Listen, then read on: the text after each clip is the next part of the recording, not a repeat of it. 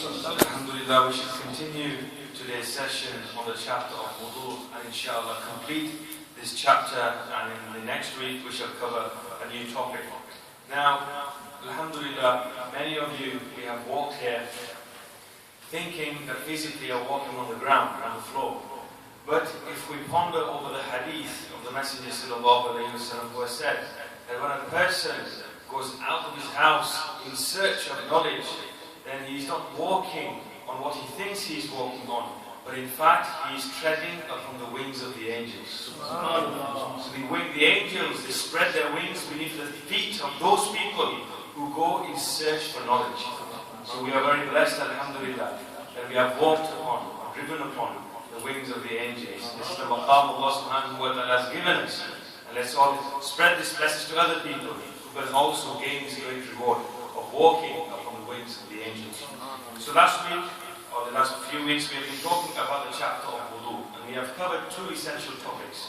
First is the fara'is, the compulsory actions of Wudhu, and second is the sunnah actions of Wudhu. Now, today inshallah, I'm going to very quickly run through the mustahab actions of Wudhu, and then the makruh actions of Wudhu, and finally, and most importantly, the things which invalidate your Wudhu, the things which break your Wudhu. And not many people know or have knowledge of these items. So inshallah, before I continue with the mustahab actions, let's understand what these terminologies are. If I was to ask the audience, what is a farz action? Who can tell me a definition? What is a farz action? Must be done. Compulsory. Must be done. Compulsory. Any more definitive definition than that? If you were to say it's compulsory, then I can say wajib means the same thing, doesn't it? Farz ayn, farz. Prophet Muhammad used to do essentially used to follow the Prophet Muhammad sallallahu alaihi wasallam. It's a must-do action. Must-do action. Okay, subhanAllah. MashaAllah, very good contribution from you gentlemen. The definition of farz is that action which has been derived from the Holy Quran or the Sunnah, and if a person does not practice it, then he will be sinful.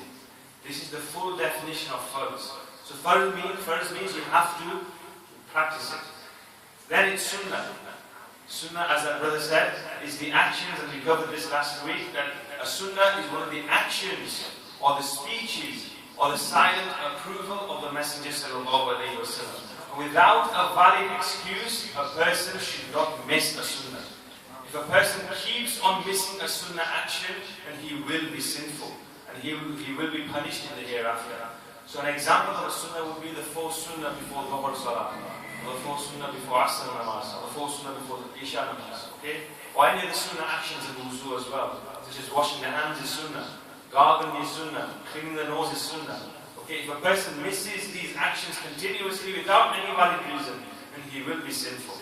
Okay? So we covered this previous week, let's not dwell upon this, but inshallah I'm very quickly going to go through the mustahab actions.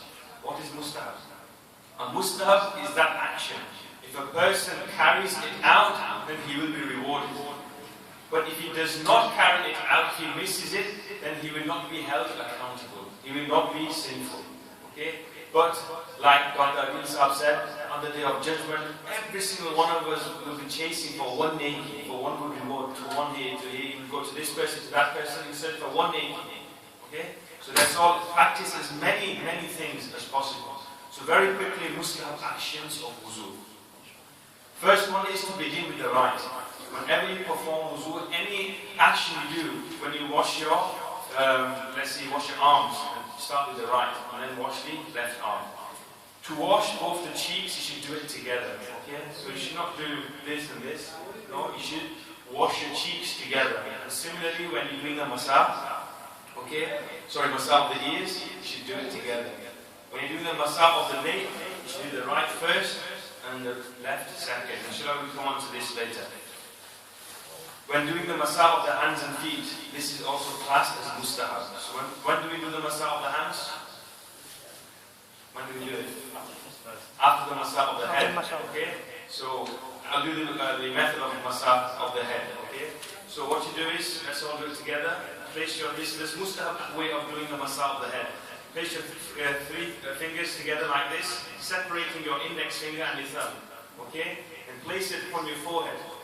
Okay? And using this part of your fingers, okay? That part of your fingers, you take it back towards your neck.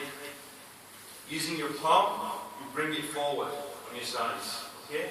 And then what's left? Your index finger. With your index finger, do the massage of your ears. So clean the inside of your ears. And then with your thumb, the back of your ears. Okay? Together. And then finally, you've got the rear part of your hand left. So, you do the massage of the neck. And finally, you massage of the fingers. So your right hand first, and then your left hand last. Okay? So this is the method of massage. And the method of massage in itself teaches us one very important thing. Does anyone know what? When doing massage, we are utilizing a complete hand. Islam is teaching us about wastage. Okay? It is makruh to use multiple times of water to do massage. The Sharia says, just wet your hands once and do everything by both your hands, using complete the surface area. Okay? This is teaching us not to waste water. Okay? One of the essentials of our beautiful religion, not to waste excessive water. Because to waste water is makruh.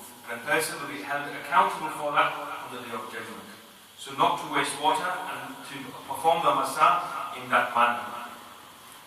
To perform wuzu before the time period of salah begins. So before Zohar, namaz begins, then to do wuzu, it is mustahab. To do wuzu facing towards the qibla is mustahab. To sit in a high place is mustahab. To sit down and do wuzu is mustahab as well, okay? If the person stands, it's okay, no problem. But if he sits down and does wuzu, it is mustahab and he will get extra reward for it. The drops from wuzu should flow in a clean place. Okay, so when you wash your face and the drops of water that fall from your face, they should fall in a clean place, not an unclean place. And then you should spread and massage your hands over the body parts. Okay, so when you wash it, just spread your hands. This is also mustahab, to make sure water reaches all parts of the body. Not seeking help without necessity. Because you're doing wuzu and there's a soap there. You should reach it out yourself. You should not ask someone, can you pass me that soap? Okay? This is one of the mustahab actions of wuzu. To do wuzu slowly. How many times do you see people coming to the wuzu khana and flicking their elbows up or their sleeves up and then rushing? Okay? We all know the hadith that a person, if he does it slowly, then Jannah becomes wajib on that individual. So do wuzu slowly. Because remember, you're going to meet your Lord. Okay? Whenever you're going to go to a function, whenever you're going to go to a wedding or an interview, you make sure everything is neat and you take your time over it as well. In the same way, you're going to meet your Lord. Take your time perfecting your wuzu. And inshallah, Allah subhanahu wa ta'ala will show mercy upon you.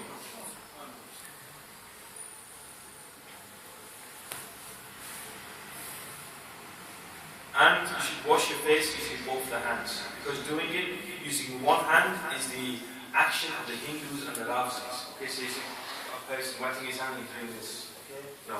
You should use both your hands to wash your wuzu. Okay? Both your hands to wash the face. And obviously, clearly, one hand to wash each arm.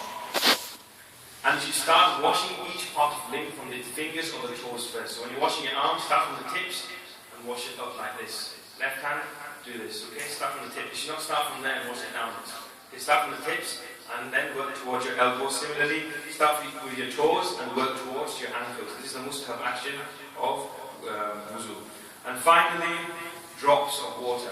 It is makruh tahrimi to drop water in the masjid. Okay? When I say masjid, many times people they think masjid means the whole compound. Incorrect. In Sharia, the masjid is classed as the Jamaat Khana. Okay, so this will be the masjid. Where we offer our namaz, that is classed as the masjid. The parts outside the masjid are classed as the peripheries of the masjid. They are not classed as the masjid. The masjid is only that place where you offer salah. So this, okay, and everything above this, and everything below this is classed as the masjid. So this is the definition. So to drop, okay, drops of water from wuzu inside the masjid is makruh tahrim. So you should try and avoid this. So before you enter the masjid, make sure you dampen yourself or moisten yourself, using a cloth. Get rid of the excess water to make sure water does not drop inside the masjid.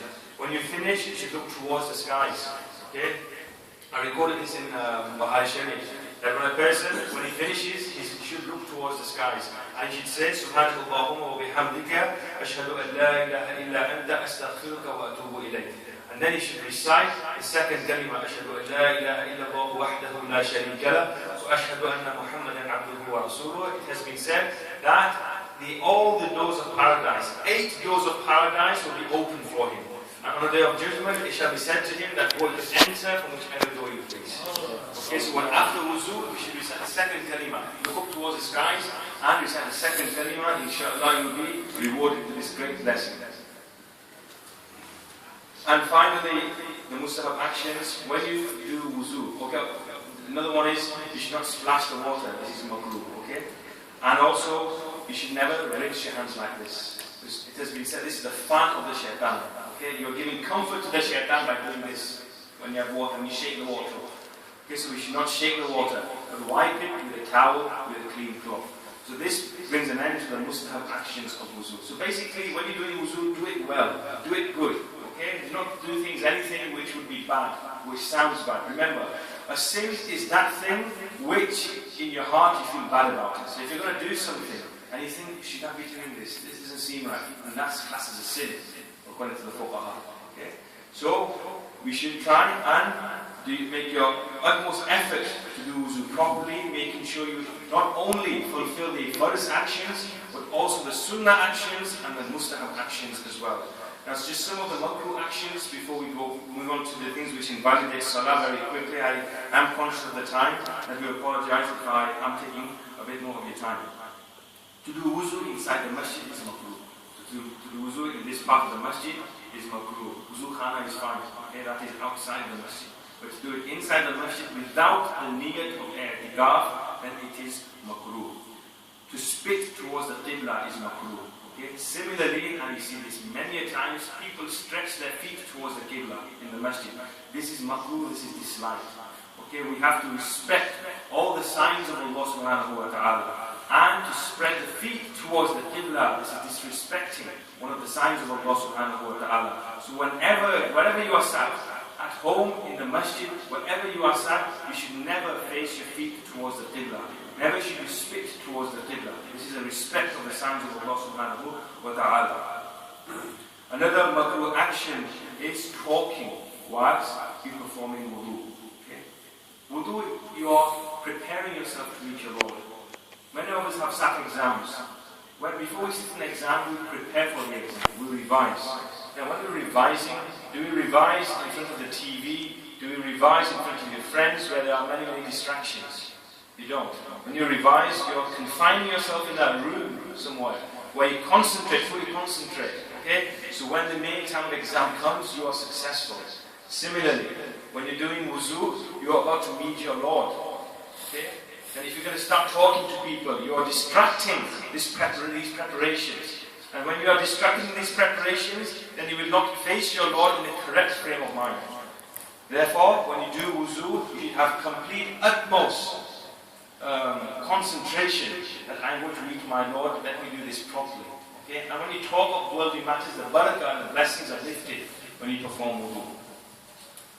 And secondly, is after you, massage of the neck. If you do not do the massage of the neck, this is makruh tahrim. Okay?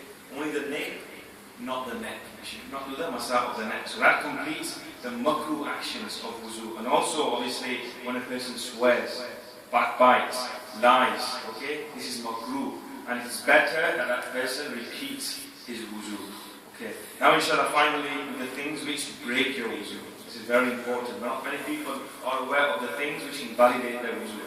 The first and the most obvious one is urine, excrement, to go to the toilet, to break wind. All these things break your wuzu. In general, anything which is released from the private parts of a male or a female, that invalidates and breaks your wuzu. So that is the first and the obvious one. The second one is if blood or pus emerge from your body and flow towards any part of the body which is first to be washed in wuzu or ghusl, will break your wuzu.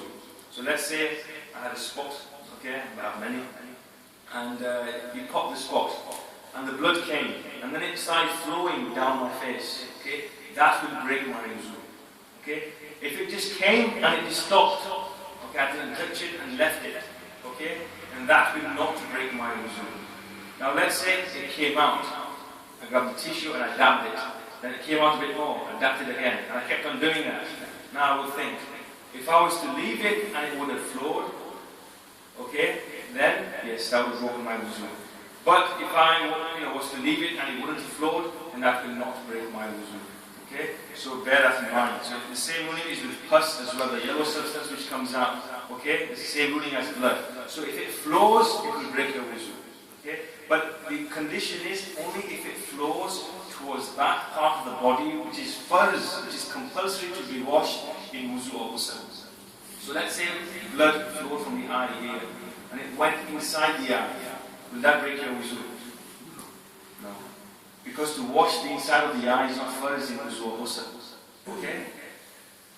And similarly, when a person was brushing or applying the miswak, okay, and then he tasted some blood. Okay, he placed his finger inside and he saw some fragments of blood on his finger. And that will not break his wuzu. Now the way of finding out whether you've bled enough in the mouth for it to break wuzu is the following. If you spit and your saliva is more red, okay, that means there is more blood than saliva and that will break your wuzu. If you spit and your saliva is yellow, okay, very pale yellow, okay, or strong yellow, then that will not break your wuzu because that means your saliva is more than your blood. Okay? So that is a distinction between, or a line between if your wuzu breaks or if your wuzu is still valid. If water flows from your eye and your eye is painful and it's hurting, okay, look the eye. If your eye is painful and water flows from it, that will also break your wuzu. To vomit a mouthful of food, of water, or the acidic water which rises from the stomach, to vomit a mouthful. Now what does a mouthful mean? It means uncontrolled. You cannot control it. Okay, that's the amount of vomit that comes out. That will also break your wuzu. If it's only a little bit, then that will not break your wuzu. To draw blood from the body. Okay? To draw blood so much so that if you were to leave it, blood come gushing out on the floor, obviously that would break your wuzu. So people who go to donate blood, but they have to have blood removed from the body, that will break your wuzu. You have to perform your wuzu again. Sleeping, such that both your bottom, okay, your bottom comes off the ground, that will break your wuzu. For example, to sleep on the sides, so your bottom is off the floor, okay? But to sleep on your stomach, which you shouldn't, because the curse of Allah subhanahu wa ta'ala is upon those people who sleep on their stomachs. And to sleep on the stomach is the way the people of the hellfire will sleep. Okay? So we should not imitate these people, because remember, the day of judgment, you will be amongst those who you imitate. So we should never sleep on the stomach, but let's say a person did, then that will break his wuzu. Okay? So to sleep, so much so that your bottom is off the ground and you're not aware of what's happening around you, that will break your wuzu. But let's say you sat like Haji Sahib here and you slept. Okay? Now, if you knew what was happening around you, that will not break your wuzu. Let's say he slept like this and then he just went out completely and he just didn't know what was happening. Somebody had to tell him 3-4 times to wake him up. And that will break his wuzu. Okay? So these are one of the things that will break wuzu. Now the maqam of the prophets, subhanAllah, it has been said that sleep does not break the wuzu of the prophets. Why? Because even though their eyes sleep, their heart is still awake, giving the remembrance of Allah subhanahu wa ta'ala. This is the special maqam of the prophets. To become unconscious, okay, to faint, to become insane, to become excessively dizzy, okay? And also to become intoxicated to an extent whereby a person can tell he's drunk, okay, or he's intoxicated by the way he walks, okay, that will break your wuzu, okay.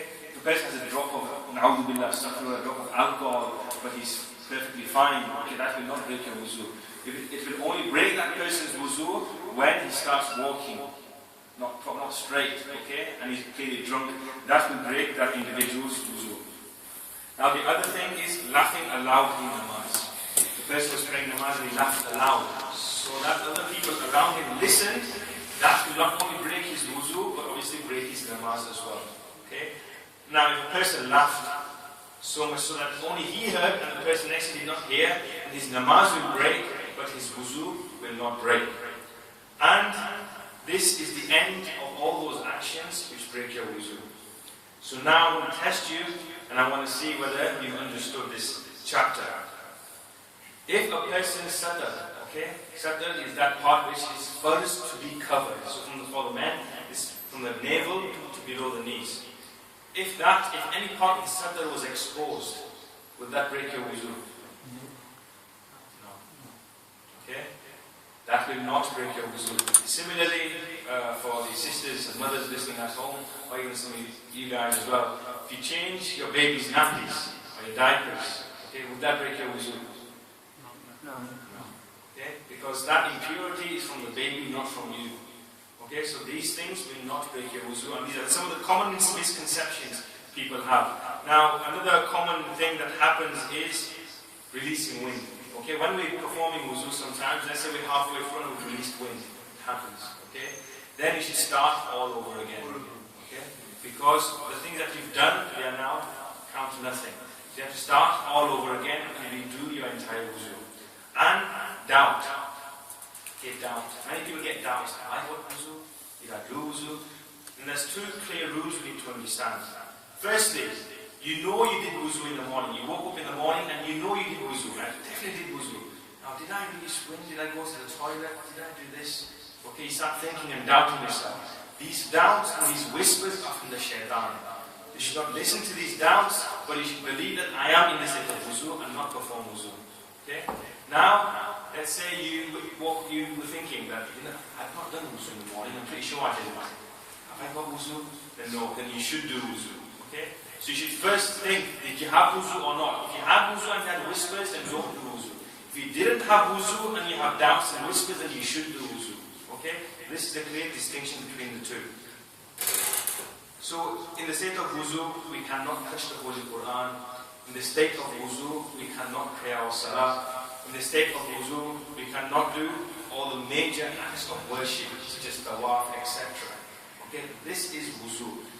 There's another state of impurity, okay, which if a person is in that state, then he cannot do anything whatsoever.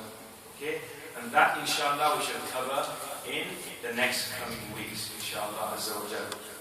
And that state is called janabah. And for that state, a person has to perform ghusl. And many people have very little knowledge about ghusl, even though ghusl is in some ways more important than wudu. So inshallah we shall cover that in the coming weeks. Now, I did not give you any homework questions last week, so I'm going to give you 3 this week. Okay, inshallah. So an opportunity for you guys to consolidate what you've learned here and do a bit more research as well. So the first question is, when is a person allowed not to wash his feet in wudu? First question. When is a person allowed not to wash his feet in wuzu? Second question. Who is that Muslim whose wuzu does not break no matter how he sleeps? Okay? So who is that person? Who is that Muslim? Okay, and I've mentioned Muslim here because I don't want people coming and saying, oh, he's not Muslim. Okay, that's not the answer. Who is that Muslim whose wuzu does not break no matter how he sleeps? And finally, blood came out and flowed, but did not break the wuzu. Okay, so blood came out and flowed, it did not break the wuzu. So these 3 questions, inshallah, I want you guys to do a bit of research and get the answers to these, inshallah. Now before we finish, just a very quick announcement. Inshallah, in the next 2 weeks, on the 26th of May, on a Sunday, Sunni Dawat Islami, which is an organization, a Tablighi organization, inshallah, we shall be having a 1-day ijtima on the title of Revival of the Spirit and Sunnah. And our Amir Sunni Dawat Islami, Hazrat Allama Shakir Ali Nuri Sahib, he shall be coming, and Mulay Badi Madina Kari Rizwan Sahib, he will be coming as well, along with Allama Qamuzama Azmi Sahib, and Allama Shahid Raza Naimi Sahib, and Allama Yunus Misbahi Sahib, Muhammad Chan. All these great scholars will be coming, and inshallah, we will be hosting a 1-day event. It will start after Dhuhr, and hopefully inshallah finish before Asr. Inshallah we shall be organizing some mode of transport from London. Hopefully inshallah we want to fill at least a minibus, if not a coach. Inshallah we shall be departing from Masjid Quba in East Ham. If anybody wishes to come, please contact myself or contact the Imam Sahib. Inshallah we shall write the names down, and the more names we get, inshallah it will give us a better idea of what mode of transport we need to hire, whether it's a minibus or a coach, or maybe if we don't get enough numbers, inshallah we shall definitely take some cars. So if you are interested, please let me know. It's a very beautiful program. Inshallah we shall learn many sunnah and mashallah speeches from international ulama kiram. May Allah subhanahu wa ta'ala firstly and foremost give me the tawfiq to practice what I have preached, and with all the tawfiq to practice on the sunnah of the Messenger sallallahu alayhi wa sallam. Alhamdulillahi rabbil alameen. Wassalatu wassalamu ala sayyidina